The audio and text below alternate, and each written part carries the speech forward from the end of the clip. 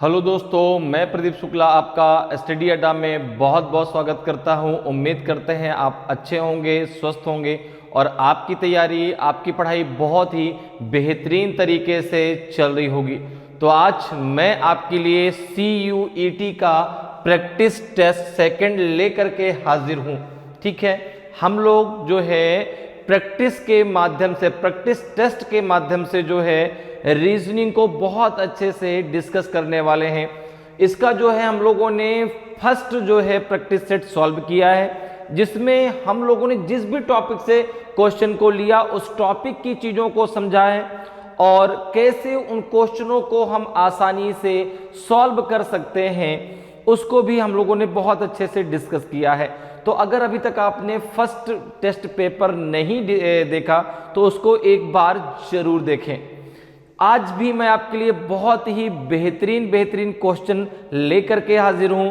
आज भी हम लोग जो है जिस टॉपिक से भी क्वेश्चन हम लेने वाले हैं उस टॉपिक को बहुत अच्छे से समझ करके, ठीक है ना, और फिर हम उसके क्वेश्चन को सॉल्व करने वाले हैं। मतलब जो भी आपको सॉल्यूशन मिलने वाला एकदम डिटेल्ड सॉल्यूशन, ठीक है ना, केवल क्वेश्चन का आंसर नहीं, उस क्वेश्चन जिस टॉपिक से आया उस टॉपिक का भी हम लोग डिस्कशन करेंगे कि कैसे जो है आप आसानी से, वो टॉपिक है क्या और कैसे आसानी से आप उस टॉपिक के क्वेश्चनों को सॉल्व कर सकते हैं, ताकि जब आपसे एग्जाम में उसी टॉपिक से रिलेटेड क्वेश्चन पूछे जाएं तो आप आसानी से कर पाए। क्लियर है? क्योंकि आपको पता है कि CUT का जो पेपर है वो आपका मई में लगा हुआ है, ठीक है ना। मई में आई थिंक 21 या 22 मई से आपका एग्जाम स्टार्ट होगा, ठीक है ना। एक बार आप डेट कंफर्म कर लीजिएगा। क्लियर है? लेकिन मई में एग्जाम आपका होगा। क्लियर? तो उसके लिए हमारे पास टाइम कम है, तो ये सबसे अच्छा है कि जो है हम लोग प्रैक्टिस सेट से जो है यहाँ पे क्या करने वाले हैं, क्वेश्चन का क्वेश्चन सॉल्व होगा और प्लस डिटेल सॉल्यूशन, ताकि आपको कम समय में आपकी अच्छे से तैयारी हो जाए। तो चलिए आज क्लास को स्टार्ट करते हैं क्वेश्चन के साथ में और क्वेश्चन के साथ में डिटेल सॉल्यूशन के साथ में। तो देखिए भाई, आज की क्लास का जो क्वेश्चन है प्रैक्टिस टेस्ट, ये आपका सेकंड है, ठीक है। फर्स्ट प्रैक्टिस टेस्ट हम लोग डिस्कस कर चुके हैं, तो जिन लोगों ने अभी तक फर्स्ट को नहीं पढ़ा है तो वो लोग फर्स्ट प्रैक्टिस टेस्ट भी जो है एक बार जरूर पढ़ें। अब देखिए क्वेश्चन है आपका कि if in certain code language if tomato is written as 264126 and NET is written as 552, then how will tractor be written in that language? यदि किसी कुड भाषा में टोमेटो को 264126, नेट को 552 लिखा जाता है तो उसी भाषा में ट्रैक्टर को कैसे लिखा जाएगा। अब देखिए आपको ऑप्शन दिया गया, आप बताना कि भाई इनमें से कौन सा आपका सही आंसर होगा, ठीक है ना। तो यहां पर बात आती है कि किस टॉपिक से क्वेश्चन लिया गया है, तो ये क्वेश्चन लिया गया है आपका कोडिंग डिकोडिंग से। किस टॉपिक से? कोडिंग डिकोडिंग से। और जैसे ही बात कोडिंग डिकोडिंग की आती है तो बात होती है अल्फाबेट की, और अल्फाबेट की जैसे ही बात आती है तो आपको पता है कि भाई कितने अल्फाबेट होते हैं, 26 अल्फाबेट होते हैं। शुरुआत कहां से होती है? ए से। लास्ट कहां पे होता है आपका? जेड पर, ठीक है ना। तो अब अल्फाबेट के कोड आपको लर्न कर लेने हैं, ठीक है ना। जिनको याद है बहुत अच्छी बात है, जिनको नहीं याद है वो मेरे साथ जुड़े रहे, मैं उनको 100% याद करा दूंगा। देखिए मेरे साथ एक बार रिवीजन करिए, मैं आपका रिवीजन करा देता हूं। हर क्लास में जितनी बार जिस टॉपिक को हम पढ़ेंगे उतनी बार उसका रिवीजन करेंगे, ताकि आपको चीजें एकदम क्लियर रहें, ठीक है ना। बहुत सारी चीजें आपकी मैं इसी जो है, मैंने कहा ना कि प्रैक्टिस टेस्ट के माध्यम से ही हम लोग जो है बहुत अच्छे से तैयारी करने वाले हैं। केवल क्वेश्चन का आंसर नहीं करने वाले, उसको डिटेल्स में समझने वाले हैं कि भाई वो टॉपिक क्या है, कैसे आप उस टॉपिक के क्वेश्चनों को आसानी से सॉल्व कर सकते हैं। जैसे बात कोडिंग डिकोडिंग की आई, तो कोडिंग डिकोडिंग में जो मेन बात होती है वो अल्फाबेट की होती है, और अल्फाबेट के साथ साथ अल्फाबेट में दो चीजें आपको कोडिंग डिकोडिंग में पता होनी चाहिए, एक अल्फाबेट का कोड और दूसरा अल्फाबेट का अपोजिट। ठीक है ना। तो जैसे अगर हम बात करते हैं अल्फाबेट के कोड की, तो सबसे पहले अल्फाबेट की बात कर लें तो भाई पहले ए आएगा, फिर बी आएगा, फिर सी, फिर आपका डी आएगा, फिर ई आएगा, फिर आपका एफ आएगा, ठीक है, फिर जी आएगा, फिर एच, फिर आई आएगा, फिर आपका जो है जे आएगा, ठीक है ना। जे के बाद फिर क्या आएगा आपका के आएगा, एल, एम, एन, ओ, और आपका फिर क्या आएगा ओ के बाद आपका पी आएगा, O P Q R S T U V W X Y और जेड। तो एक बात दिमाग में आती है कि सर फिर से वही अल्फाबेट पढ़ रहे हैं। बिल्कुल सही बात है भाई, अल्फाबेट तो हम लोग बहुत पहले पढ़ते थे, ठीक है ना। तो अब इन अल्फाबेट का यूज क्या है, ए टू जेड तो सबको आता है सीक्वेंस में, लेकिन इस ए टू जेड के साथ साथ अब आपको इसके कोड भी लर्न कर लेने हैं, ठीक है ना। जैसे ए का जो कोड है ना, ए किस प्लेस पे आता है तो 1 पे आता है, जेड कितने पे आता है 26 पे आता है। ऐसे ही आप हर अल्फाबेट जो है, हर अल्फाबेट का एक कोड है जिसे हम प्लेस वैल्यू भी उसकी कह सकते हैं। अब अल्फाबेट को आप गिनना कहां से स्टार्ट करते हैं, ए से। ए का देखो 1, बी आपका 2, C 3, D 4, E 5, okay, F 6, G 7, H 8, I 9, J 10, K 11, L 12, M 13, N 14, O 15, P 16 और क्यू 17, आर 18, ठीक है, S 19, T 20, U 21, V 22, W 23, X 24, Y 25 and Z 26, ठीक है। ये सारे कोड आपको याद करने हैं। कैसे याद होंगे, दिन में आप 2 बार इसको पढ़ लीजिए, ठीक है ना। एक बार मेरे साथ पढ़ लीजिए, एक बार खुद से पढ़ लीजिए। जैसे मैंने आपको यहाँ पे सारे के सारे लिख दिए ए टू जेड। अब एक बार हम इसका रिवीजन कर लेते हैं। A1, B2, C3, D4, E5, F6, G7, H8, I9, J10, K11, ठीक है ना, L12, M13, N14, O15, P16, Q17, R18, S19, ठीक है, T20, U21, V22, ठीक है, W23, X24, Y25 and Z26, ठीक है। फार्मूला भी होता है जिससे आप आसानी से निकाल सकते हैं, ठीक है ना। एक सिफ्लोरॉक्स होता है, एक इजोटी होता है, इजोटी से भी आसान सिफ्लोरॉक्स होता है। लेकिन मैं ये चाहता हूं कि आपको सारे याद रहे, आपको कोई किसी फार्मूले की जरूरत ही ना पड़े। आपको अगर सारे के सारे याद रहेंगे तो आप बहुत आसानी से कर पाएंगे। दूसरा क्या है कि सर अपोजिट कैसे याद रखेंगे, अपोजिट किस चिड़िया का नाम है, तो देखो भाई 1 to 26 आपके अल्फाबेट हैं। इन अल्फाबेट को अगर हम 2 पार्ट में डिवाइड कर दें तो फर्स्ट पार्ट आपका कहां से कहां तक आएगा, ए से एम तक आएगा, सेकेंड पार्ट एन से जेड तक आएगा। फर्स्ट पार्ट सेकेंड पार्ट के सेकेंड पार्ट फर्स्ट पार्ट के अपोजिट होता है। तो अपोजिट की एक छोटी सी डिफिनेशन हमें याद रखनी है कि जिन 2 अल्फाबेट के कोडों को अगर हम आपस में ऐड कर दें, ठीक है ना, जिन 2 अल्फाबेट के कोडों को हम आपस में ऐड कर दें तो उनका जो योग है वो 27 हो जाता है। तो वे अल्फाबेट एक दूसरे के अपोजिट कहलाते हैं। जैसे देखो ए का 1, जेड का 26, तो 26 + 1 कितना हो जाएगा 27। तो ए का अपोजिट जेड, बी का वाई, सी का एक्स, डी का डब्ल्यू, ठीक है, ई का वी, एफ का यू, जी का टी, एच का एस, आई का आर, जे का क्यू और के का पी, ठीक है ना, एल का ओ, एम का एन। तो इस प्रकार से आप अपोजिट भी वहां पर आपको याद रखने हैं। डिफिनीशन क्या है मैंने आपको बता दी कि जिन 2 अल्फाबेट के कोड को हम ऐड करते हैं तो उनका जो टोटल सम है वो 27 होना चाहिए। अब देखिए अपने क्वेश्चन पे आते हैं। अब क्वेश्चन को कैसे सॉल्व करना है जरा उसको समझ लेते हैं। तो शुरुआत में जो क्वेश्चन दिया गया है ना कि टोमेटो को ये लिखा गया, नेट को ये लिखा गया, यहां से आपको मेथड पता चलेगा कि भाई यहां पर लिया क्या गया। अब देखो एक चीज जरा समझो, टोमेटो क्या लिखा गया, तो आपने कहा TO, ठीक है ना, TOMATO, TOMATO। तो देखिए जरा, T का कोड कितना है 2, O का कोड कितना है, तो आपने कहा यहां पे 6 लिखा हुआ है, M के नीचे कितना लिखा हुआ है 4, A के नीचे कितना लिखा हुआ है आपका 1, T के नीचे कितना लिखा हुआ है आपका 2 और O के नीचे कितना लिखा हुआ है आपका 6। अच्छा, अगला वर्ड आपको दिया गया है नेट, NET। अगला वर्ड दिया गया है आपको नेट, NET, NENT। देखो N के लिए क्या है आपका, N का आपका 5 है, ठीक है ना, N 5 है, E भी आपका 5 है और T आपका 2 है, 2 T कितना है आपका 2।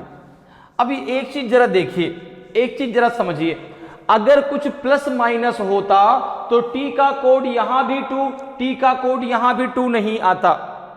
कुछ ना कुछ अगर प्लस माइनस होता, भाई जैसे अगर प्लस होता तो एक सीरीज में चीजें बढ़ती ना, ठीक है ना, जब भाई अगर कुछ प्लस होता तो क्या होता, एक सीरीज में चीजें बढ़ती, माइनस होता तो एक सीरीज में चीजें घटती, ठीक है ना। अगर +1+1 भी होता, ठीक है, तो भी जो है यहां पर जो यहां भी T का आपका 2 आया, यहां भी T का 2 आया, यहां भी 2 का T आया। और दूसरी चीज जरा देखिए, यहां पे अगर हम बात करें तो यहां पर देखो भाई T का 2 है और यहां भी कितना T का 2। पूछा क्या गया आपसे पूछा गया ट्रैक्टर, TRACTOR।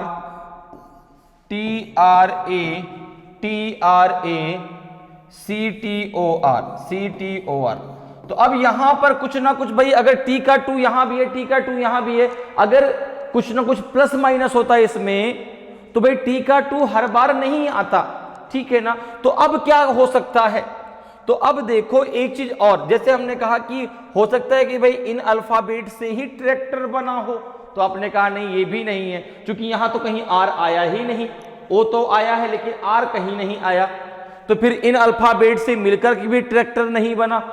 तो अब क्या है, हम यहां से मेथड हमें निकालना पड़ेगा। तो मेथड हम कैसे निकालेंगे, ये काम तो हमने कर लिया कि भाई इसके नीचे जो अल्फाबेट था उसके नीचे उसको लिख दिया हमने, ठीक है ना।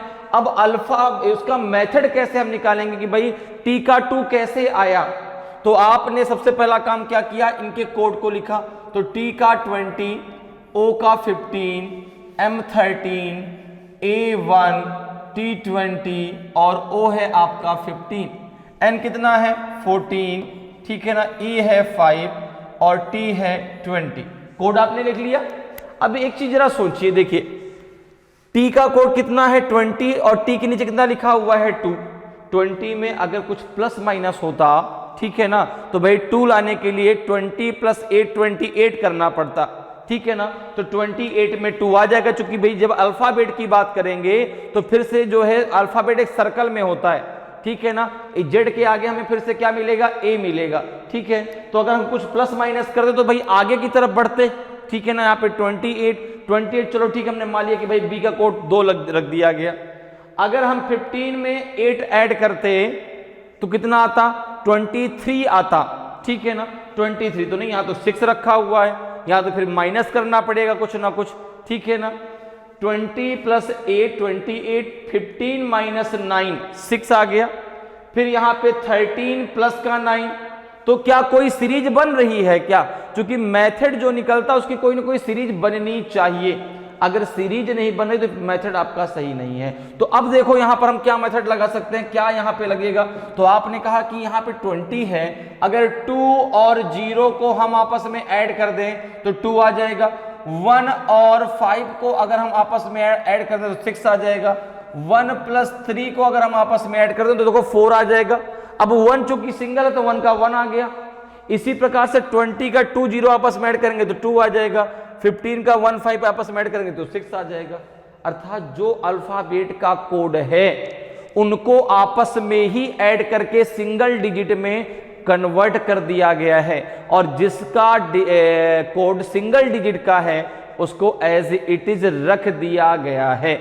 अब यहां पर देखो 3 + 1 4, वहां पे 1 आ गया, 2 + 0 2 आ गया, 5 + 1 6 आ गया, 1 + 4 5 आ गया, सिंगल डिजिट तो 5, 2 + 0 तो 2 आ गया। तो अब यहां पर भी ये लगा दिए, T का कोड 20, R का आपका 18, A1, C3, T20, O15 and R18। अब जरा देखो इसके कोड को आपस में ऐड करो तो 2 + 0 यहाँ पे 2 आएगा, यहाँ पे 8 + 1 तो 9 आ जाएगा, यहाँ पे आपका 1 आ जाएगा, यहाँ पे आपका 3 आ जाएगा, यहाँ पे आपका 2 + 0 कितना आ जाएगा 2 आ जाएगा, 5 + 1 कितना आ जाएगा आपका 6 आ जाएगा, 1 + 8 कितना आ जाएगा आपका 9 आ जाएगा। क्लियर है? तो ये आपका आंसर हो जाएगा। तो क्या मेथड लगा कि जो आपके अल्फाबेट के कोड है उनको आपस में ही ऐड कर दिया गया है और सिंगल डिजिट कोड में कन्वर्ट कर दिया गया है, ठीक है ना। और जिसका सिंगल डिजिट में कोड था उसको एज इट इज रख दिया गया है।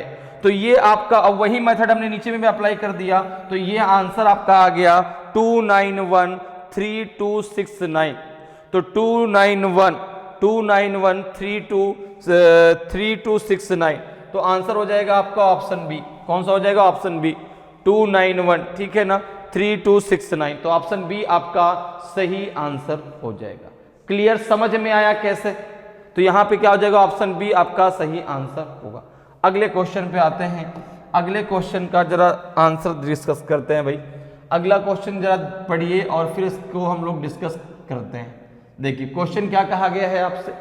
क्वेश्चन क्या कहा गया? From the given alternatives select a word which can not be formed using the given letters. दिए गए विकल्पों में से वह शब्द चुनिए जो दिए गए अक्षरों का प्रयोग करके नहीं बनाया जा सकता। आपको एक भारी भरकम ये वर्ड दिया गया है और 4 ऑप्शन दिए गए हैं। आपसे पूछा जा रहा है कि भाई इनमें से कौन सा ऐसा वर्ड है जो इसके अल्फाबेट जो इसमें अल्फाबेट यूज हुए हैं उनके प्रयोग से नहीं बनाया जा सकता। तो भाई देखो ऐसा है, सिंपल सा एक तरीका समझो। जो अल्फाबेट इस वर्ड के अल्फाबेट से बाहर का होगा, ठीक है ना, वो आपका वर्ड नहीं बन सकता। भाई जो इसकी फैमिली का होगा वो तो वर्ड बन सकता है, जो भी इस फैमिली में, इस वर्ड के अल्फाबेट की फैमिली में नहीं आया होगा वो इससे बाहर का होगा, वो वर्ड नहीं बन सकता। दूसरी बात आपको क्या याद रखनी है कि जो अल्फाबेट इस वर्ड की फैमिली में हो, जितनी बार वो यूज हुआ हो उतनी बार से अधिक बार वो अल्फाबेट किसी भी वर्ड में यूज नहीं होना चाहिए। जैसे मान लो सपोज करो एक एग्जांपल समझो, जैसे अगर इस वर्ड में या कोई भी आपको एक वर्ड दिया गया है उसमें ए आपका 2 बार आया, कोई एक ऑप्शन में वर्ड दे दिया जिसमें ए 3 बार यूज हो गया। हाँ, कम बार यूज हो सकता है लेकिन ज्यादा बार यूज नहीं हो सकता। अगर ए 2 बार आया है तो किसी भी कोई वर्ड अगर आप बना रहे हैं उसमें बना हुआ है, ठीक है ना, तो वो उसमें ए 2 बार से ज्यादा नहीं आना चाहिए। अगर आ रहा है तो फिर वो वर्ड नहीं बन सकता। क्लियर है? हाँ, 1 बार आ सकता, 2 से कम बार आ सकता है, लेकिन ये जरूरी नहीं, ये जो है जरूरी है कि 2 से अधिक बार नहीं आना चाहिए। और अगर आएगा तो फिर वो वर्ड नहीं बनेगा। इस बात को भी आपको ध्यान रखना है जब भी इस टॉपिक से क्वेश्चन पूछा जाए। तो अब देखिए यहां पर ये एक भारी भरकम आपको वर्ड दिया गया है, इसमें सारे आपको अल्फाबेट दिए गए, इनके ही यूज से यहां पर वर्ड जो है बनाए गए हैं। जरा देखिए पहला क्या बन सकता है? LESSON। तो देखो आपने कहा कि भाई यहां पे L आया है, बिल्कुल देखो ये आया है, E आया है, आपने कहा बिल्कुल ये आया है, SS है, देखो S 2 बार है, 1 और 2 बार है, ON बिल्कुल है, तो पहला तो बन सकता है, पहला तो बन सकता है। क्लियर? दूसरा जरा चेक कर लो भाई, LIN, तो आपने कहा L है, I है और N है। GU, तो आपने कहा, अब देखो इसमें कहीं भी आपको G दिखाई पड़ रहा है क्या? कहीं भी आपको इस पूरे वर्ड में कहीं भी जी दिखाई पड़ रहा है? नहीं दिखाई दे रहा, इसलिए ये वर्ड नहीं बन सकता और यही आपका आंसर होगा। बाकी आपका डिटेल्स देखो बन रहा होगा, देखो DE बिल्कुल DE है, TA T है, A है और I है, L है और आपका S, ये भी बन रहा है। लिसन भी बन जाएगा, LIS तो आपको यहीं से मिल जाएगा, TEN तो T यहां से, E यहां से, N यहां से, तो लिसन भी बन जाएगा। कौन सा नहीं बनेगा? जिसमें आपका G आया हुआ है, ठीक है ना, क्योंकि G इस कहीं भी वर्ड में नहीं आया, इसलिए जो है आपका जो बी ऑप्शन है उसमें दिया गया वर्ड आपका नहीं बनाया जा सकता। क्लियर, समझ में आया? बहुत आसान होते हैं ये क्वेश्चन, केवल आपको कुछ चीजों को याद रखना है और आसानी से आप आंसर दे सकते हैं, ठीक है ना। तो जी इसमें नहीं आया और आपका आंसर क्या हो जाएगा? बी। क्लियर। आगे बढ़ते हैं, अगले क्वेश्चन पे आते हैं। अगले क्वेश्चन को जरा रीड करिए और इस क्वेश्चन का जरा आंसर दीजिए, कोशिश जरूर करिए भाई। आंसर आए ना आए अलग बात है, लेकिन कोशिश आपको अपनी जारी रखनी है। क्वेश्चन को पढ़ करके आंसर देने की कोशिश जरूर करनी है। क्यों? क्योंकि रीजनिंग कोई सब्जेक्ट नहीं है भाई, रीजनिंग कोई सब्जेक्ट नहीं है। रीजनिंग तो एक थिंकिंग है, जो आप सोच रहे हैं, ठीक है ना। तो थिंक करके ही तो हमें आंसर देना है। तो थिंकिंग लगातार अपनी जारी रखिए, थिंकिंग रुकनी नहीं चाहिए, ठीक है ना। क्योंकि रीजनिंग अगर सब्जेक्ट हो तो शुरुआत से आपको पढ़ाया जाता, ठीक है भाई। जो सीयूटी में जो जनरल टेस्ट का जो पार्ट आता है, उसमें आपका मैथ, रीजनिंग और आपका जनरल नॉलेज, जो सबके लिए आपका कंपलसरी है। बाकी तो आपका अलग से मैथ और बायोलॉजी और केमिस्ट्री हो, सब अलग से पूछा जाएगा। लेकिन जो तीसरा पार्ट आएगा आपका जनरल टेस्ट का, वो सबके लिए कंपलसरी है, सबके उसमें आएगा। वो ऐसा नहीं कि जो केवल मैथ के लिए एग्जाम देगा उसके लिए, बाकी तो आपका अलग से पूरा का पूरा जो सब्जेक्ट होगा आपका, वो आपसे पूछा जाएगा, ठीक है ना। जैसे मान लो कोई बीए वाला बच्चा है, अब उस किसी को बीए का एग्जाम देना है, तो उसके लिए भी जनरल टेस्ट का पार्ट सबके लिए है। लेकिन बीए में जो सब्जेक्ट वो लेगा, जो उसका रहा होगा इंटर में, उससे रिलेटेड उससे क्वेश्चन जरूर पूछे जाएंगे, ठीक है। जैसे कोई साइंस का स्टूडेंट है, अब उसका सब्जेक्ट मैथ था, या किसी का बायो है, तो मैथ बायो वहां ऑप्शनल रहेगा। फिजिक्स केमिस्ट्री सब में आएगी जो साइंस साइड का स्टूडेंट होगा, ठीक है ना। और आपका केमिस्ट्री और बायो जो है वहां पर मैथ और बायो वहां पे ऑप्शनल हो जाएगा। तो वो तो आपका पूरा का पूरा सब्जेक्ट वाइज चीजें अलग आएंगी। लेकिन जो जनरल टेस्ट का पार्ट है, उसमें जो है आपके वो सबके लिए कंपलसरी है। उसमें मैथ, उसमें जनरल मैथ, ठीक है ना, उसमें रीजनिंग और उसमें जनरल नॉलेज पूछा जाएगा, जिसमें आपके टोटल 75 क्वेश्चन होंगे। 60 क्वेश्चन आपको करने हैं, ठीक है ना। 60 क्वेश्चन 60 मिनट में करने हैं। क्लियर है? जो आपके लिए टाइम निर्धारित है। अब देखिए इस क्वेश्चन को जरा रीड करते हैं।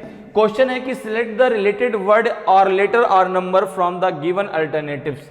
दिए गए विकल्पों में संबंधित अक्षर, शब्द, अक्षर अथवा संख्या को चुनिए। अब यहां पर आपको एक क्वेश्चन दिया गया है। ये क्वेश्चन है आपका एनालॉजी से। एक टॉपिक होता है रीजनिंग में एनालॉजी टेस्ट, जिसे हिंदी में बोलते हैं सादृश्यता परीक्षण, जहां पे बात इक्वलिटी की होती है, ठीक है ना। इक्वलिटी की ऐसे कि दोनों तराजू बराबर होने चाहिए। अब जैसे यहां पे कहा गया कि थंडर रेन, तो उसी प्रकार से किसका संबंध होगा? नाइट से, ठीक है ना। अब आपको थोड़ा बहुत चीजों का नॉलेज अगर है, शब्दों का, तो आप आसानी से कर पाएंगे। अब जैसे कह रहा है कि भाई थंडर का रेन से क्या रिलेशन है? जो थंडर का रेन के रिलेशन होगा, वही रिलेशन जो है डे, डस्क, डार्क या इवनिंग, किस वर्ड को यहां पे रखें कि उसका रिलेशन नाइट से हो जाए। तो देखो भैया सिंपल सी बात है, आप जरा समझो इस चीज को कि जो थंडर है, ठीक है ना, जो रेन है वो थंडर के साथ होती है। जो रेन है, ठीक है ना, वो गर्जन के साथ होती है, अर्थात थंडर के साथ होती है। जब अच्छी बिजली चमकती है तो वर्षा होती है, ठीक है ना, बिजली कड़क रही है, बारिश हो रही है, तो गर्जन के साथ बारिश होती है। तो अब बताओ, डे के साथ नाइट होती है कि डस्क के साथ नाइट होती है, डार्क के साथ नाइट होती है? तो रात में तो वैसे भी अंधेरा ही होता है, ठीक है ना, कि जो है इवनिंग के साथ नाइट होती है। अब ये आपको सोच के थोड़ा सा आंसर देना है। सोचिए यहां पर किसको रखा जाए। मैंने आपको यहां लॉजिक बता दिया। अब जो लॉजिक इधर है वही लॉजिक आपको इधर लगाना है। तो थंडर पहले, रेन बाद में।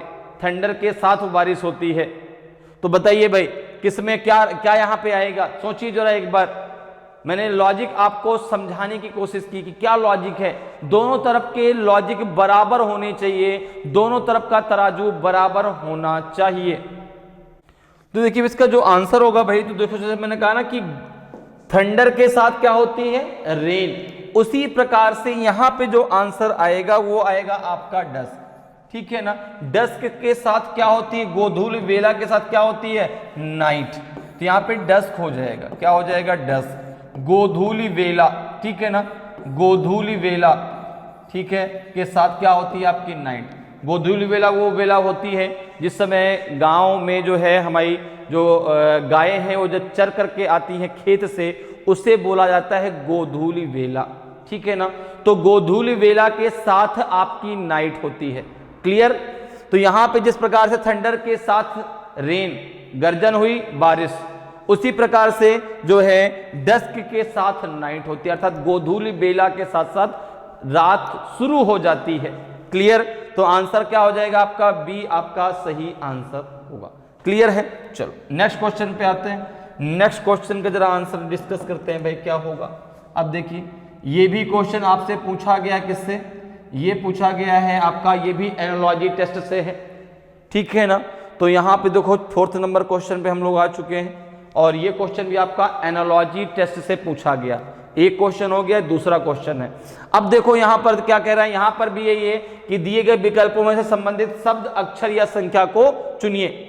जो यहां पर जो है देखो, यहां पर 5 का रिलेशन 135 से, उसी प्रकार से 7 का रिलेशन किससे होगा, 353 से कि 245 से कि 373 से कि 293 से, ठीक है। तो अब आपको इधर मेथड निकालना है, जो मेथड होगा उधर अप्लाई करना है, क्योंकि दोनों तरफ भेदभाव की कोई गुंजाइश नहीं, दोनों तरफ जो है चीजें बराबर होनी चाहिए, दोनों तराजू बराबर होने चाहिए। तो अब देखो यहां पर अगर हम बात करें तो भाई 5 से 135 कैसे आ सकता है, अब ये आपको सोचना है। तो यहां पर देखो आपको स्क्वायर और क्यूब याद होने चाहिए, 30 तक के स्क्वायर और 10 तक के क्यूब आपको याद होने चाहिए। अगर नहीं याद है तो याद कर लीजिए, बहुत काम आने वाले हैं। अगर याद है पहले से तो बहुत अच्छी बात है, जिसको नहीं याद है बिल्कुल परेशान नहीं होना, वो उसको याद कर ले, ठीक है। जैसे अगर मैं बात करूं कि 1 to 10 क्यूब की, अगर मैं बात करूं, अगर मैं क्यूब की बात करूं 1 to 10, तो देखो 1 का क्यूब कितना हो जाएगा, 1 क्यूब मतलब उस संख्या का 3 बार मल्टीप्लाई, क्यूब का मतलब होता है उस संख्या का 3 बार मल्टीप्लाई, स्क्वायर का मतलब होता है उस संख्या का 2 बार मल्टीप्लाई। तो अब यहां पर जरा देखो 1 का क्यूब 1, 2 का क्यूब हो जाएगा आपका 8, 3 का क्यूब हो जाएगा आपका 27, 4 का क्यूब हो जाएगा आपका 64, 5 का क्यूब हो जाएगा आपका 125 और 6 का क्यूब हो जाएगा आपका 216, 7 का क्यूब हो जाएगा आपका 343 और 8 का क्यूब हो जाएगा आपका 512 और 9 का क्यूब हो जाएगा आपका जो है 729 और 10 का क्यूब हो जाएगा आपका 1000। कितना हो जाएगा, 1000, क्लियर है। तो अगर आप 1 to 10 आपको क्यूब याद हैं तो क्वेश्चन देख के ही आपको समझ में आ जाएगा यहां पर क्या हो रहा है। अब देखो 5 का रिलेशन किससे है, 135 से। तो आपने कहा 5 का क्यूब होता कितना है, आपने कहा कि भाई 5 का क्यूब होता है, 5 का क्यूब होता है 125 सॉरी, कितना होता है 125 और 125 में अगर 10 हम अपने से ऐड कर दें तो ये हो जाएगा 135। दोनों तरफ मेथड सेम लगाने हैं, जो मेथड आपका इधर लगेगा सेम वही मेथड आपको इधर अप्लाई करना है। तो भाई 5 का क्यूब प्लस का 10 135 आ गया, तो यहां पर हमने कर दिया 7 का क्यूब, 7 का क्यूब, तो 7 कितना होता है 343, 343 प्लस 10 कितना आ जाएगा आपका 353, कितना आ जाएगा 353। तो ऑप्शन ए आपका सही आंसर हो जाएगा, ऑप्शन ए आपका सही आंसर हो जाएगा, क्लियर है। तो जिस प्रकार से आपने इधर जो है देखो यहां पे क्या किया था कि 5 का क्यूब प्लस 10, तो यहां भी हमने कर दिया 7 का क्यूब प्लस 10। तो दोनों तरफ मेथड सेम लगाने हैं, ठीक है ना, दोनों तरफ का जो पढ़ा है वो समान होना चाहिए, किधर भी भेदभाव नहीं करना है, ठीक है ना। एनालॉजी की यही मेन कंडीशन है। तो यहां पे आंसर क्या हो जाएगा आपका 353 आपका सही आंसर होगा, क्लियर। नेक्स्ट क्वेश्चन पे आते हैं, नेक्स्ट क्वेश्चन का आंसर हम लोग डिस्कस करते हैं भाई। देखिए नेक्स्ट क्वेश्चन भी आपसे एनालॉजी से ही पूछा गया है। नेक्स्ट क्वेश्चन भी आपसे एनालॉजी से पूछा गया है, सादृश्यता परीक्षण से पूछा गया है। क्वेश्चन यहां पर भी है कि सिलेक्ट द रिलेटेड वर्ड और लेटर और number from the given alternatives. दिए गए विकल्पों में संबंधित अक्षर, शब्द या संख्या को चुनिए।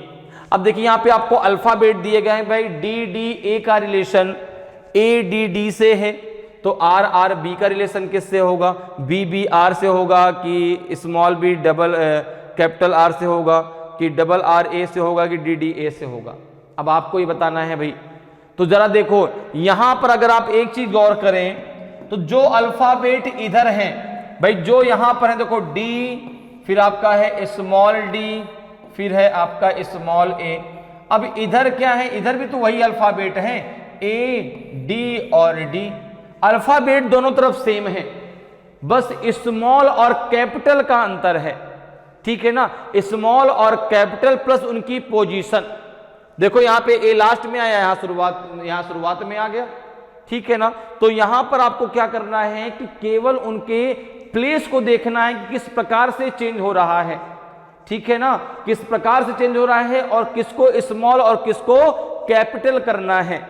तो यहां पे जरा देखिए, अगर हम बात करें तो आपने कहा ये दिया था डी डी ए, ये दिया है आपका डी, फिर स्मॉल डी, फिर ए स्मॉल ए, इसको लिखा गया स्मॉल ए कैपिटल डी, ठीक है ना? तो यहां पे देखो भाई, अगर हम बात करें तो ये तो ए हमारा यहां पे आ जाएगा, ये ए हमारा यहां पे आ जाएगा, ये डी हमारा यहां पे आ जाएगा। जो बीच में डी बचेगा उसको भी हमने कैपिटल कर दिया, उसको भी हमने क्या कर दिया? कैपिटल कर दिया। तो अब यहां पे आपसे पूछा गया है कैपिटल आर, स्मॉल आर और बी। यहां पे पूछा गया है आपसे capital R, small r and B. तो यहां पे क्या हो जाएगा? पहले बी आ जाएगा, तो बी यहां पे आ गया, देखो बी यहां पे आ गया, ये आर यहां पे आ जाएगा, तो यहां पे कैपिटल आर हो जाएगा। बीच में ये आर बचा तो इसको हम कैपिटल कर देंगे, तो ये आ जाएगा आपका बी डबल आर, ठीक है ना? स्मॉल बी और डबल कैपिटल आर आएंगे, तो ऑप्शन बी आपका सही आंसर होगा। ऑप्शन बी आपका सही आंसर होगा। क्लियर, समझ में आ रहा है भाई? अल्फाबेट तो वही है ना, अल्फाबेट बदले नहीं। देखो डी डी ए यहां भी है, यहां भी ए डी डी है, आर आर बी यहां भी है, तो यहां भी आपका आर आर बी ही आएगा। लेकिन वहां पर देखना है कि भाई कौन सा अल्फाबेट जो प्लेस है वो किस प्रकार से चेंज कर रहा है और कौन सा अल्फाबेट को कैपिटल करना है। तो यहां पे जो बीच में अल्फाबेट होता है उसको कैपिटल कर दिया गया, ये पहले से कैपिटल है, ये देखो स्मॉल, तो यहां भी बीच में आर बचा तो आर कैपिटल कर दिया गया, ये भी यहां गया। तो आंसर क्या आ जाएगा आपका? स्मॉल बी डबल आर, ठीक है? समझ में आ रहा है? तो बहुत आसान है, ऐसा नहीं कि रीजनिंग बहुत टफ है, बहुत आसान है। बस आपको कॉन्सेप्ट अपने क्लियर रखने हैं। अगर कॉन्सेप्ट आपके क्लियर रहेंगे तो बहुत आसानी से आप क्वेश्चनों को सॉल्व कर पाएंगे। भाई जब कोई टॉपिक हो, अगर हमें टॉपिक के बारे में नॉलेज ही नहीं है तो हम क्या कोई क्वेश्चन सॉल्व कर पाएंगे? नहीं कर पाएंगे। अगर हमें टॉपिक के बारे में नॉलेज है कि कैसे हमें क्वेश्चन को सॉल्व करना है तो हम आसानी से सॉल्व कर सकते हैं। क्लियर? तो इसका आंसर क्या हो जाएगा? ऑप्शन बी आपका सही आंसर होगा। नेक्स्ट क्वेश्चन पे आते हैं। देखिए नेक्स्ट क्वेश्चन क्या है आपका? नेक्स्ट क्वेश्चन जो है, नेक्स्ट क्वेश्चन आपका है 6 नंबर क्वेश्चन। देखिए भाई, सबसे पहले इसको हम लोग रीड करते हैं। ओके, क्वेश्चन कह रहा है कि if plus stand for multiplication, multiply stand for minus, minus stand for division and division stand for plus, then what is the value of 8 plus 2 multiply 4 minus 2 divided 6? यदि plus का अर्थ गुणा है, गुणे का अर्थ माइनस है, माइनस का अर्थ भाग है और भाग का अर्थ प्लस है, तो 8 प्लस 2 गुणे 4 माइनस 2 भागे 6 का मान ज्ञात कीजिए। अब देखिए ये क्वेश्चन आपका मैथमेटिकल ऑपरेशन से, और मैथमेटिकल ऑपरेशन में जो आपका मेन कॉन्सेप्ट है वो है BODMAS। आपको यहां पे अप्लाई करना है BODMAS, लेकिन BODMAS को भी अप्लाई करने से पहले आपको यहां पर क्या करना है? सिंबल को चेंज करना है। सबसे पहला काम इसे करना ना कि यदि प्लस का अर्थ गुणा है, ठीक है ना, तो जहां पे प्लस है वहां पे गुणा रखना है। गुणे का अर्थ माइनस है, जहां पे गुणा है वहां पे माइनस रखना है। तो सबसे पहला काम क्या है, आपको यहां पर सिंबल को चेंज करना है और सिंबल को चेंज करने के बाद फिर यहां पे अप्लाई करना है बॉड मॉस। बॉड मॉस की अगर हम बात कर रहे हैं यहां पे पहले देखो भाई बॉड मॉस, तो BODMAS, बहुत लोगों को इसका मतलब पता है, इसका फुल फॉर्म पता होता है, जिनको नहीं पता जरा वो क्लियर कर लें भाई। बी का मतलब है आपका ब्रैकेट, सबसे पहले क्या ओपन होगा, ब्रैकेट ओपन होगा, ठीक है ना, सबसे पहले ब्रैकेट ओपन होगा। ब्रैकेट के बाद आती है ओ की बारी, ओ का मतलब होता है ऑफ, और ऑफ का मतलब है मल्टीप्लाई से, ऑफ का मतलब किससे है, मल्टीप्लाई से, ओके। इसके बाद डी, डी का मतलब हो गया डिवीजन, डी का मतलब हो गया डिवीजन, ठीक है ना, डी का मतलब हो गया डिवीजन अर्थात भाग, ठीक है। फिर इसके बाद एम की बारी आती है, एम का मतलब होता है मल्टीप्लाई, फिर होगा मल्टीप्लाई, फिर होगा मल्टीप्लाई, ए का मतलब फिर मल्टीप्लाई के बाद फिर होगा आपका एडिशन, फिर होगा आपका एडिशन, और लास्ट में आप करेंगे सब्ट्रैक्ट, लास्ट में करेंगे आप सब्ट्रैक्ट अर्थात घटाओ, ठीक है ना, सब्ट्रैक्ट अर्थात घटाओ। तो जब भी आप मैथमेटिकल ऑपरेशन के क्वेश्चन को सॉल्व करिए आपको हमेशा क्या करना है, बॉड मॉस को अप्लाई करना है, बॉड मॉस के अकॉर्डिंग ही आपको वहां पर उसका सॉल्यूशन करना है। लेकिन बॉड मॉस भी अप्लाई करने से पहले आपको सिंबल को चेंज करना है। जैसे देखिए आपको इक्वेशन दिया गया है 8 + 2 मल्टीप्लाई बाई 4 माइनस 2 डिवाइडेड 6, ये दिया गया है। अब जरा यहां पर देखो, हमें सबसे पहला काम क्या है, सिंबल को रिप्लेस करना है। तो प्लस का अर्थ क्या है, मल्टीप्लाई, तो ये हो जाएगा मल्टीप्लाई बाई 2, मल्टीप्लाई का अर्थ है माइनस, तो माइनस का 4, माइनस का अर्थ है भाग, तो यहां पे आ जाएगा डिवाइडेड 2, और डिवाइड का अर्थ है प्लस, तो यहां पे हो जाएगा प्लस का 6। अभी इसको आपको सॉल्व करना है, ठीक है ना भाई। प्लस का अर्थ क्या था, मल्टीप्लाई, तो हमने मल्टीप्लाई लगा दिया, मल्टीप्लाई का अर्थ क्या था माइनस, तो यहाँ पे हमने माइनस लगा दिया, माइनस का अर्थ क्या है भाग, तो हमने यहाँ पे भाग लगा दिया, और भाग का अर्थ क्या है प्लस, तो हमने यहाँ पे प्लस लगा दिया। अब जो ये नया इक्वेशन बना इसको अब आपको सॉल्व करना है। तो जरा देखिए भाई इसका सोल्यूशन क्या होगा।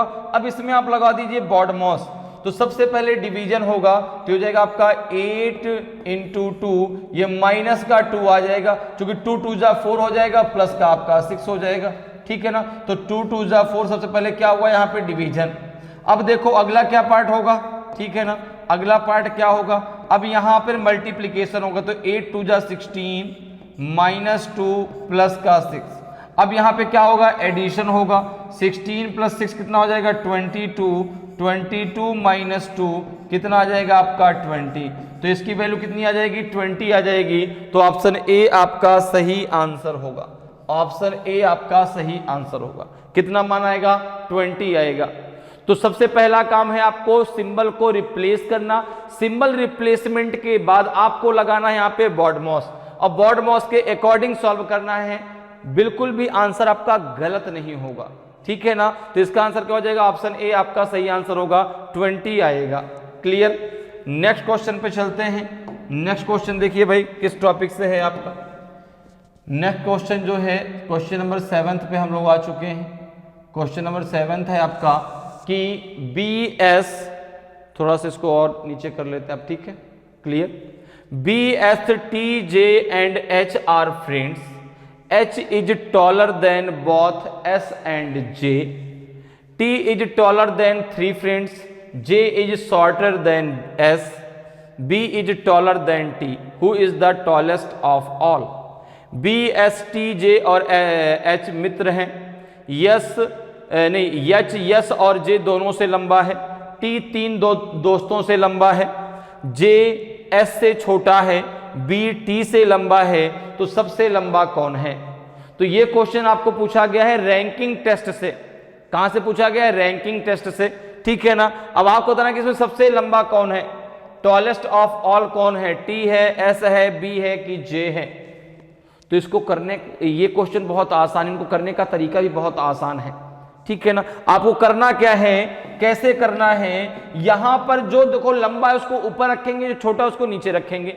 जैसे यहां पे आपके कितने मित्र हैं? 5 मित्र हैं। कौन कौन? तो आपने कहा B है, यस है, आपका टी है, जे है और एच। ये 5 आपके दोस्त हैं। अब जैसा क्वेश्चन कह रहा है वैसा पहले हम बना लेते हैं, ठीक है ना। तो क्वेश्चन ने सबसे पहले कहा कि जो एच है, H is taller than both S and J. तो हमने सबसे पहले यहां पे कंडीशन बना ली कि H is taller than both S and J, S and J. Okay, ये हमने बना दिया, क्लियर है। 5 ही लोग तो हैं, तो जो यच है वो यस और जे दोनों से लंबा है। आगे क्या करेगा, तीन दोस्तों से लंबा है। टी जो है 3 दोस्तों से लंबा है, तो भाई है तो टोटल आपके 5 ही दोस्त। तो टी के नीचे कौन कौन आएगा अभी हमें क्लियर नहीं है। फिर आगे देखो क्या कह रहा है कि जे एस से छोटा है। जे किससे छोटा है, एस से। जे तो एस ऊपर आ जाएगा, जे नीचे आ जाएगा, ठीक है ना। जे एस से छोटा है। बी टी से लंबा है। बी किससे लंबा है, बी लंबा है टी से, बी लंबा है टी से। तो अब देखो एक चीज जरा सोचिए, हैं तो केवल 5 ही दोस्त, ठीक है ना भाई। 3 तो ये हो गए, बी और टी 2 ये हो गए। टी से नीचे 3 को आना है, टी से नीचे 3 दोस्त हैं और जो बी है वह टी से लंबा है। तो भाई बी तो टी के नीचे नहीं आएगा, बी तो टी के नीचे नहीं आएगा क्योंकि पहले बता दिया कि बी टी से लंबा है। तो अब एक चीज जरा देखो, टी के ऊपर कौन है, बी। अगर मैं टी के नीचे एच रख दूं, ठीक है, तो भाई देखो अब यहां पर सर कहीं दिया नहीं गया कि एच छोटा है टी से, लेकिन ये तो दिया गया कि टी 3 दोस्तों से ज्यादा लंबा है। तो भाई ये बताओ कि बी तो टी के नीचे जाएगा नहीं। तो अब बचे कौन 3 दोस्त, एच, एस और जे। अब एच जो है वो यस और जे दोनों से लंबा है, यस जो है वह जे से लंबा है। तो सबसे लंबा कौन है, ये सबसे टॉलेस्ट हो गया, ये सबसे स्मॉलेस्ट हो गया। तो टॉलेस्ट कौन है, बी, स्मॉलेस्ट कौन है, जे। तो क्या पूछा गया, who is the tallest of all. तो आंसर हो जाएगा बी, आंसर हो जाएगा बी। अगर स्मॉलेस्ट पूछता तो आंसर हो जाता आपका जे। क्लियर है। तो ये सबसे आसान तरीका होता है इन क्वेश्चनों को सॉल्व करने का। जो लंबा उसको ऊपर रखिए, जो छोटा उसको नीचे रखिए, ठीक है ना। तो यहां पे जो सबसे नीचे आएगा सबसे छोटा, जो सबसे ऊपर आएगा वो सबसे लंबा, ठीक है ना। अगर मिडिल पूछा जाता तो आंसर एच आता, आंसर क्या आता आपका, एच आता। क्लियर, सारी चीजें क्लियर है। चलिए अगले क्वेश्चन पे आते हैं। अगले क्वेश्चन का आंसर डिस्कस करते हैं भाई, क्या है। नेक्स्ट क्वेश्चन देखिए क्या है। नेक्स्ट क्वेश्चन आपका जो है क्यूब से पूछा गया है। किससे पूछा गया है, क्यूब से, ठीक है ना। क्यूब टॉपिक होता है, क्यूब एंड क्यूबॉइड, घन और घनाभ, ठीक है। तो ये क्वेश्चन आपका घन से पूछा गया है। क्वेश्चन कह रहा है कि a cube painted yellow on all faces is cut into 27 small cubes of equal size. How many small cubes are painted on only one face. सभी फलकों पर पीले रंग से रंगे एक घन को समान आकार के 27 छोटे घनों में काटा जाता है। कितने छोटे घनों को केवल एक फलक पर रंगा गया है, 1, 6, 8 की 12। तो मैं आपको थोड़ी सी चीजें घन के क्यूब के बारे में बताता हूं। कुछ फार्मूले हैं जिनको आपको याद रखना है, ठीक है ना। और उन फार्मूले के आधार पे आप क्वेश्चनों को चुटकियों में सॉल्व कर देंगे। सबसे पहली बात हम यहां पे डिस्कस करते हैं एन की वैल्यू। एन बराबर होता है side of big cube upon side of small cube, ठीक है ना।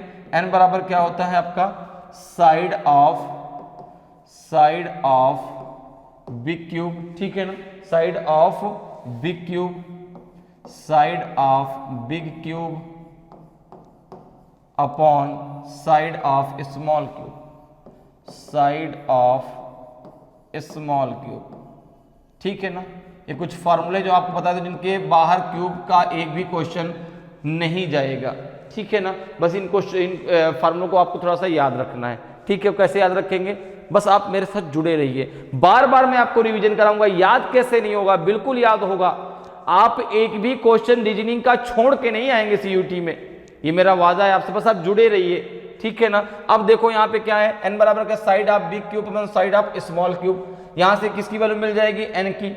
अब अगर मैं यहां से पूछूं आपसे कि इस total number of small cubes कैसे निकालेंगे, अगर आपसे कहा जाए कि total number of total number of small cube, total number of small cube, तो इसकी संख्या आप निकालेंगे n का होल ऑफ क्यूब। कैसे निकालेंगे? n का होल ऑफ क्यूब। n कैसे निकालेंगे? Side of big cube upon side of small cube. Clear? अब देखो, अगर यहां पूछा जाए कि 3 सरफेस पेंटेड में क्या है, आपका आंसर आ जाएगा 3 surface painted, 3 surface painted, 3 surface painted, तो इसका आंसर हमेशा 8 होगा। ठीक है ना? क्योंकि देखो ऐसा है कि जब क्यूब की बात आती है, क्यूब एक 3D आकृति है। अब जब आप क्यूब को अपने दिमाग में जरा बनाइए, ठीक है ना, जैसे कोई बॉक्स आप देख रहे हैं, ठीक है, अब बॉक्स अगर देख रहे हैं तो बॉक्स की 3 सतह कहां पर मिलती हैं? बॉक्स की 3 सतह कहां मिलती हैं? जहां पे कॉर्नर होता है, ठीक है ना, जहां पे किनारा होता है वहां पे 3 सतह दिखाई आपको मिलती दिखाई पड़ेंगी। ठीक है, जैसे सपोज करो ये एक बॉक्स है, इस बॉक्स का ये एक किनारा है, इस किनारे पे ऊपर सतह मिलेगी, बगल से मिलेगी और सामने से मिलेगी, फ्रंट से। तो हमेशा किनारों पर 3 सतह मिलती दिखाई पड़ती हैं, और चाहे वो क्यूब हो, चाहे वो डाइस हो, चाहे वो क्यूबॉइड हो, तीनों में जो है कितने कॉर्नर होते हैं? आपके 8 कॉर्नर होते हैं। तो यहां पे आपका आ जाएगा 3 सरफेस पेंटेड में कितना आ जाएगा? 8। अगर कहा जाए 2 सरफेस पेंटेड, अगर आपसे कहा जाए 2 सरफेस पेंटेड, 2 सरफेस पेंटेड, तो यहां पे आप फार्मूला लगाते हैं क्या? आपका n-2 into number of edges, अर्थात इंटू 12, क्योंकि एक क्यूब में आपके 6 सरफेस होती हैं, 12 एजेस होती हैं और 8 कॉर्नर होते हैं। ठीक है ना? एजेस मतलब भुजा। ठीक है, तो 12 भुजाएं होती हैं, 4 ऊपर 4 नीचे, अगल बगल 4। ठीक है ना? तो ये जो है कि कितनी हो गई? तो एजेस कितनी है आपकी? 12। तो n-2 into number of edges तो हो जाएगा इंटू 12। अगर पूछा जाए आपसे जो है 1 सरफेस पेंटेड, 1 सरफेस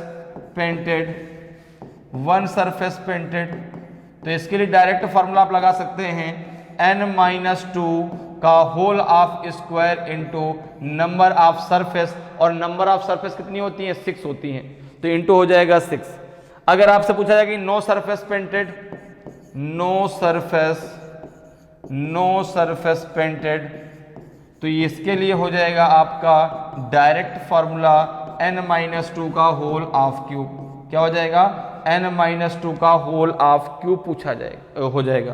क्लियर है? तो ये कुछ फार्मूले हैं जिनके आधार पे आप क्यूब के क्वेश्चनों को चुटकियों में सॉल्व कर सकते हैं। चुटकियों में, बिल्कुल टाइम नहीं आपको लगेगा, बस ये कुछ फार्मूले जो आपको थोड़ा सा याद रखने हैं।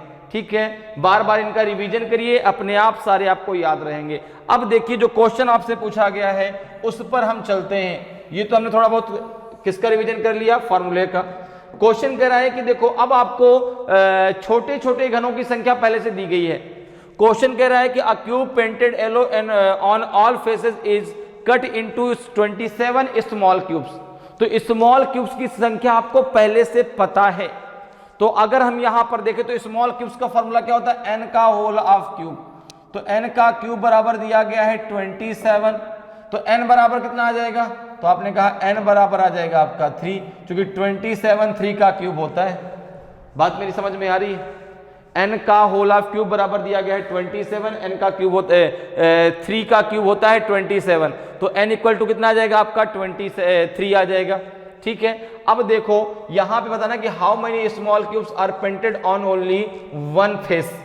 तो अगर मैं बात करूं कि 1 face painted cubes, 1 face painted cube, ठीक है ना, 1 फेस पेंटेड क्यूब। अब यहां तो बात है कि सर यहां तो फेस दिया है, आपने सरफेस की बात करी है, तो फेस तो उसका वही है, सरफेस ही तो है। ठीक है ना, फेस भाई क्यूब का क्या है? सरफेस ही तो है। ठीक है, तो बिल्कुल कंफ्यूज नहीं होना है। तो यहाँ पे क्या आपका फेस दिया गया ना, तो 1 फेस पेंटेड क्यूब कितना आ जाएगा? आपने कहा फॉर्मूला होता है n-2 का होल ऑफ स्क्वायर इंटू हो जाएगा नंबर ऑफ सरफेस। n की वैल्यू कितनी है बच्चा? 3, तो 3 - 2 का होल ऑफ स्क्वायर इंटू 6, तो ये हो जाएगा आपका 1। 1 इंटू 6 कितना आ जाएगा आपका 6 आ जाएगा। तो इसका आंसर कितना हो जाएगा आपका 6 हो जाएगा। कितना हो जाएगा 6 हो जाएगा। ऑप्शन बी आपका सही आंसर होगा। क्लियर है। तो बस उतने फार्मूले आपको याद रखने हैं, एक भी क्वेश्चन आपका क्यूब से नहीं छूटेगा। क्लियर। नेक्स्ट क्वेश्चन पे आते हैं। नेक्स्ट क्वेश्चन जरा डिस्कस करते हैं भाई। देखो नेक्स्ट क्वेश्चन आपका जो है ये लॉजिकल वेन डायग्राम से क्वेश्चन आपसे पूछा गया है। किससे पूछा गया है? लॉजिकल वेन डायग्राम, तार्किक वेन आरेख से ये क्वेश्चन आपसे पूछा गया है। क्वेश्चन है कि a college provides different activities, college union represented by triangle, blood donors club represented by rectangle and AIDS awareness club represented by circle. Those who take part in both AIDS awareness clubs and blood donors clubs but not in college union are represented by. तो यहां पे है कि एक college विभिन्न गतिविधियां प्रदान करता है। कॉलेज यूनियन का प्रतिनिधित्व त्रिभुज द्वारा, रक्तदाताओं के क्लब का प्रतिनिधित्व आयत द्वारा और एड्स जागरूकता क्लब का प्रतिनिधित्व वृत्त द्वारा किया गया। ठीक है। एड्स अवेयरनेस क्लब और ब्लड डोनर्स क्लब दोनों में भाग लेने वाले लेकिन कॉलेज यूनियन में शामिल नहीं होने वालों का प्रतिनिधित्व किसके द्वारा किया जाता है? 3 and 4, 5 and 6, 5 and 1 and 4 only. अब देखिए आपके सामने एक डायग्राम बना है जिसमें सर्कल भी है, जिसमें आपका ट्रायंगल भी है, जिसमें आपका रेक्टेंगल भी है। अब कौन किसको दर्शाता है वो यहां पर बताया गया है। ठीक है ना। कौन किसको दर्शाता है ये आपको क्वेश्चन में जानकारी दी गई है कि यहां पर देखो जो आपका ट्रायंगल है, ठीक है ना, ट्रायंगल किसको रिप्रेजेंट करता है? कॉलेज यूनियन को। तो यहां पे हम इसको लिख लेते हैं। पहले हम यहां पे इसको लिख लेते हैं। तो यहां पे देखो जो आपका आएगा तो ट्रायंगल किसको रिप्रेजेंट करेगा? तो आपने कहा कॉलेज यूनियन को, तो यहां पे लिख लीजिए कॉलेज यूनियन। ठीक है ना। ये किसको रिप्रेजेंट करेगा? कॉलेज यूनियन को, कॉलेज यूनियन को। ठीक है ना, कॉलेज यूनियन को। ठीक। अब देखो आगे जो आपका जो है रेक्टेंगल है, जो रेक्टेंगल किसको डिनोट करता है? ब्लड डोनर्स को। जो रेक्टेंगल किसको डिनोट करता है? ब्लड डोनर्स को। तो यहां पे रेक्टेंगल है आपका, रेक्टेंगल किसको डिनोट करता है? ब्लड डोनर्स को। ठीक है ना। ये डिनोट करेगा ब्लड डोनर्स को। ठीक है ना, ब्लड डोनर्स को ये रिप्रेजेंट करेगा। सर्कल किसको रिप्रेजेंट करेगा? एड्स अवेयरनेस क्लब को। ठीक है ना। एड्स अवेयरनेस क्लब को कौन रिप्रेजेंट करेगा? तो ये सर्कल रिप्रेजेंट करेगा AIDS awareness club, AIDS awareness club. ठीक है ना। अवेयरनेस क्लब को रिप्रेजेंट करेगा सर्कल। ठीक है। क्लियर है। तो यहां पे जो है लॉजिकल वेन डायग्राम में जब फिगर से रिलेटेड क्वेश्चन आते हैं तो बहुत आसान है, बहुत आसान। केवल क्वेश्चन पढ़ना है, सारी जानकारी आपको क्वेश्चन में दी जाती है, सारी जानकारी। ठीक है ना। एग्जाम में भी ऐसे ही क्वेश्चन पूछा जाएगा। तो वहां पर आपको केवल क्या करना है, जो जानकारी दी गई उसको डायग्राम में जो है एक बार अपने से उसको क्लियर कर लेना है। इसलिए लिख लिया जाता है क्योंकि जब हम क्वेश्चन का आंसर दें तो कोई कंफ्यूजन ना आए कि इसमें यार जो है कॉलेज यूनियन वाला कौन सा है। ठीक है ना। तो लेकिन सारी जानकारी आपको क्वेश्चन में दी जाती है। तो इतनी बातें क्लियर हो गई। ठीक है ना। हमने सबको जो उसमें जानकारी दी गई थी उसको हमने यहां पे नोट डाउन कर लिया। ठीक है ना। ट्रायंगल किसको? कॉलेज यूनियन को। सर्कल किसको? एड्स अवेयरनेस को। और जो है रेक्टेंगल ब्लड डोनर्स को दर्शाता है। अब देखिए क्वेश्चन क्या कह रहा है। और एक चीज और समझिए, यहां पे जो ये नंबर्स दिए गए हैं ये इसके एरिया को दर्शाते हैं। जैसे अगर हम बात करें 7 को, 7 की, तो 7 ओनली कॉलेज यूनियन में आएगा। ठीक है ना। अगर ओनली एड्स अवेयरनेस की बात करें तो इसमें कोई भी नहीं है। देखो यहां पे भाई ये पार्ट है ओनली एड्स अवेयरनेस वालों का, लेकिन यहां पे कोई नंबर आपको दिख रहा है? नहीं दिख रहा। ठीक है ना। अगर मैं बात करूं ओनली ब्लड डोनर्स की तो वहां पे आपका आंसर 5 आएगा। 2 जो है, जहां पे 2 लिखा है ये एड्स अवेयरनेस के साथ साथ कॉलेज यूनियन में भी आते हैं। जहां पे 6 लिखा है ये कॉलेज यूनियन के साथ साथ ब्लड डोनर्स भी हैं। जहां पे 4 लिखा है ये ब्लड डोनर्स के साथ साथ एड्स अवेयरनेस में भी आते हैं। जहां पे 3 लिखा है ये तीनों में आते हैं, एड्स अवेयरनेस में भी और जो है कॉलेज यूनियन में भी और ब्लड डोनर्स में भी। अब क्वेश्चन ने देखो कहा आपसे कि आपको बताना है कि then who take part in both AIDS awareness club and blood donors club but not in college union. देखो एक चीज यहां पर समझो, नॉट किस में लगा है, but not in college union. तो जिसमें नॉट लग गया, जिसमें नॉट लग गया उसको तो आपको लेना ही नहीं। तो यहां पर आप ये समझो कि अब हमें जो है ट्रायंगल की बात करनी ही नहीं है, ठीक है ना। ट्रायंगल के अंदर जितने भी नंबर आपको दिए गए हैं वो कोई भी नंबर अब आपका आंसर नहीं होंगे, ठीक है ना। तो जैसे ही उसके साथ नॉट लगता है उसको बिल्कुल यहां से हटा दो। अब कह रहा है कि भाई एड्स अवेयरनेस क्लब और जो है आपका ब्लड डोनर्स, हमें बताना है कौन सा नंबर ऐसा है जो AIDS awareness and blood donors को रिप्रेजेंट करता है, एंड ब्लड डोनर्स को रिप्रेजेंट करता है, ठीक है ना, डोनर्स को रिप्रेजेंट करता है। यहां पे जो है कॉलेज यूनियन के साथ क्या लग गया, नॉट। तो ट्रायंगल तो आपका बाहर हो गया। अब देखो ट्रायंगल में कौन कौन से नंबर हैं, ट्रायंगल में कौन कौन से नंबर हैं, तो आपने कहा 6 है, 3 है, ठीक है ना।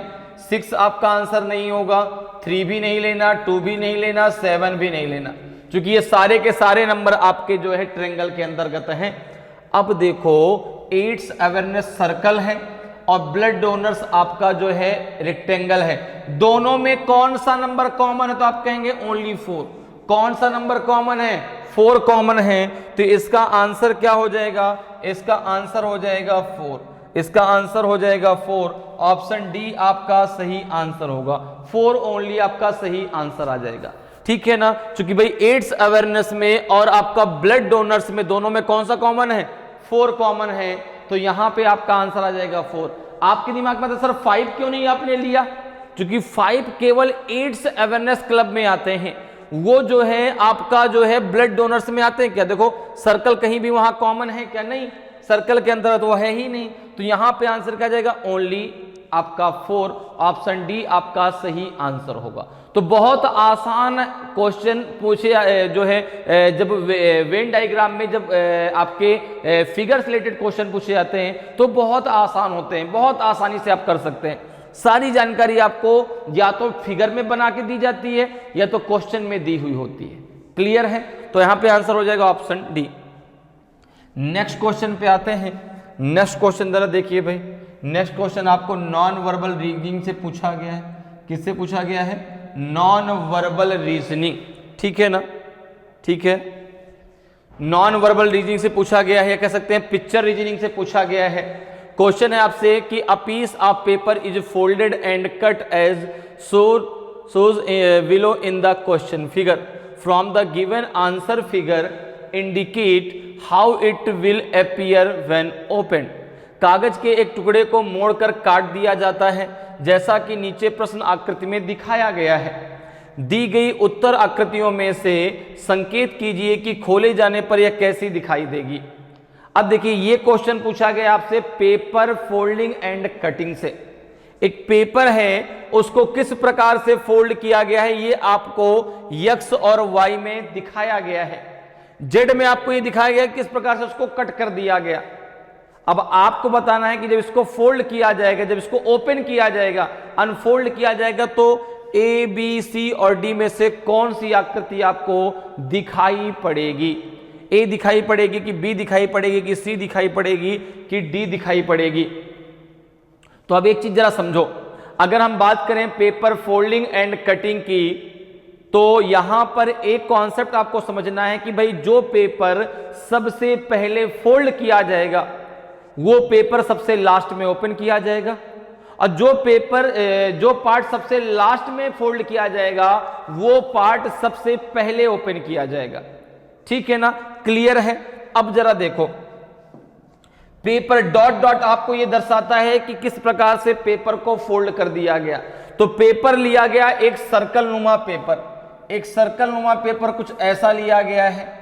यहां से ये डॉट डॉट आपको ये दर्शाता है कि जो है इधर का पार्ट इधर में जो है फोल्ड कर दिया गया, इधर का पार्ट अब आपका देखो क्या हो गया, डॉट डॉट हो गया, फिर इधर के पार्ट को ऊपर से नीचे फोल्ड कर दिया गया। अब इतना पार्ट आपके पास बचा, इसको इस प्रकार से कट कर दिया गया। अब आपको बताना है कि जब इसको फोल्ड किया अनफोल्ड किया जाएगा तो कौन सा आपका डायग्राम दिखेगा। तो एक चीज जरा ध्यान से समझिए, देखो यहां पे अगर आप फिगर में देखें तो ये लाइन देखो यहां से और ये ऐसे जब ये ट्रायंगल नुमा बनेगा तो ना तो ये लाइन लंबी आएगी, यहां छोटा आ जाएगा, ठीक है ना। तो यहां पे अगर हम देखें तो देखो यहां से जो जुड़ाव है इसका, जो ये आपका ये यहां से टेढ़ा होता है ना, तो ये जुड़ाव किसके पास में है, सर्कल के पास में है। जबकि अगर आप इधर देखें तो ये बीच में बीच के पास में देखो ये वाला पार्ट मैं कह रहा हूं, ये वाला पार्ट ध्यान रखिएगा, इस पार्ट से सारी कहानी क्लियर हो जाएगी। तो आपने कहा ये तो सर्कल के पास ज्यादा है ना, इसमें किसके पास है, बीच में ये नहीं होगा, इसमें किसके पास है, ये भी बीच में ये भी नहीं होगा, ठीक है ना। डी आपका हो ही नहीं सकता क्योंकि आकृति वो बनेगी ही नहीं भाई। जब इसको आप ओपन करेंगे तो एक ऐसी कुछ आकृति आपको दिखाई पड़ेगी, लेकिन जो ये आपका ये जो यहां से ऐसे ट्रायंगल नुमा आकृति बन रही है, तो ये ट्रायंगल का ये पार्ट है ना, ये जो है सर्कल के पास में ज्यादा है, तो इसलिए यहां पर भी आना चाहिए। तो आंसर कौन सा हो जाएगा, सी। देखो ये पार्ट यहां पे ज्यादा है, सर्कल के पास ज्यादा है, तो आंसर क्या हो जाएगा आपका, सी हो जाएगा। तो जिस प्रकार से जब आप इसको अनफोल्ड करेंगे तो कुछ ऐसी आकृति आपको दिखाई पड़ेगी अनफोल्ड करने पर, तो ऑप्शन सी आपका सही आंसर होगा। तो जब भी आपसे पिक्चर रीजनिंग से क्वेश्चन पूछे जाते हैं तो आप उन फिगर्स को पहले क्लियर कर दीजिए जो आंसर हो ही नहीं सकते। जो आंसर होगा वो चिल्ला चिल्ला कहेगा भैया मुझे आंसर दीजिए, मुझे आंसर दो, मैं हूं आंसर, अपने आप आपका आंसर निकलेगा। तो यहां पे आंसर क्या हो जाएगा, ऑप्शन सी आपका सही आंसर होगा। क्लियर। नेक्स्ट क्वेश्चन पे आते हैं। नेक्स्ट क्वेश्चन का जरा आंसर बताएं भाई। नेक्स्ट क्वेश्चन आपसे सीरीज से पूछा गया है, लेटर सीरीज से, ठीक है ना, स्मॉल लेटर सीरीज से, या इसको हम रिपीटेड सीरीज भी कह सकते हैं, जहां पे कोई भी एक पैटर्न बार बार रिपीट होता है। अब देखो क्वेश्चन क्या कह रहा है कि which one set of letters when sequentially placed at the gaps in the given letter series shall complete it. अक्षरों का कौन सा समूह दी गई अक्षर श्रृंखला में रिक्त स्थानों पर क्रमिक रूप से रखे जाने पर इसे पूरा करेगा।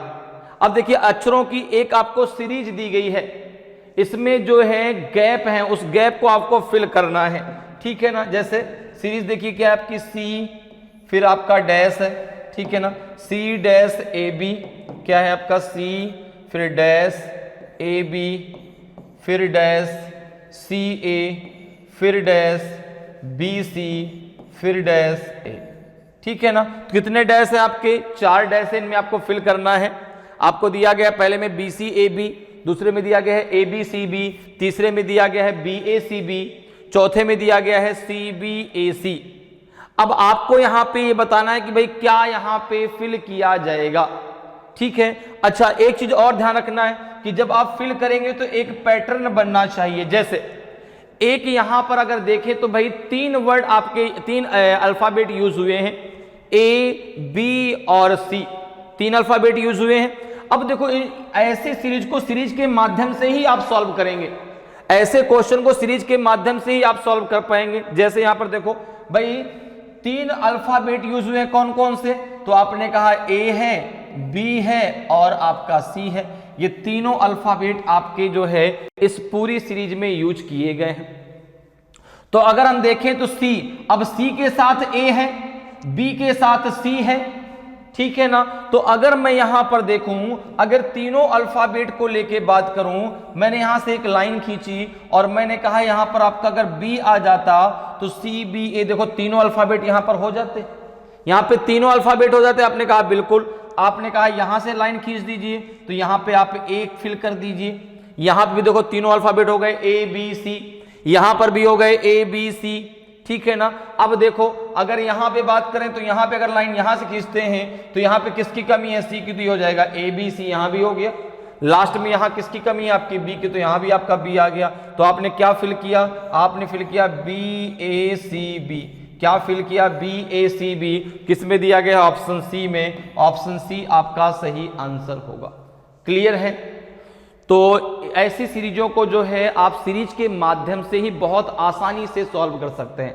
भाई यहां पर आपने देखा कि 3 अल्फाबेट यूज हुए हैं, ए बी और सी। अगर हम 3-3 का ग्रुप बनाने की कोशिश करें तो यहां पे देखो भाई सी और ए था लेकिन बी नहीं था, तो हमने बी फिल कर दिया। यहां से हमने लाइन खींच कर दी क्योंकि ये आपका पूरा सेट कंप्लीट हो गया एबीसी का। जब यहां पर देखा तो आपका बी सी था लेकिन ए नहीं था, यहां पे था आपका ए और बी था, सी नहीं था, यहां पे सी और ए था, बी नहीं था।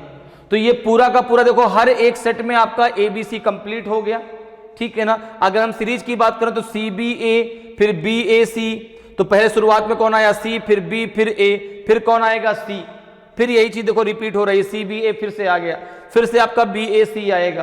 क्लियर है? तो यहां पे हमने क्या फिल किया, बी ए सी बी, ऑप्शन बी आपका सही आंसर हो जाएगा। क्लियर है?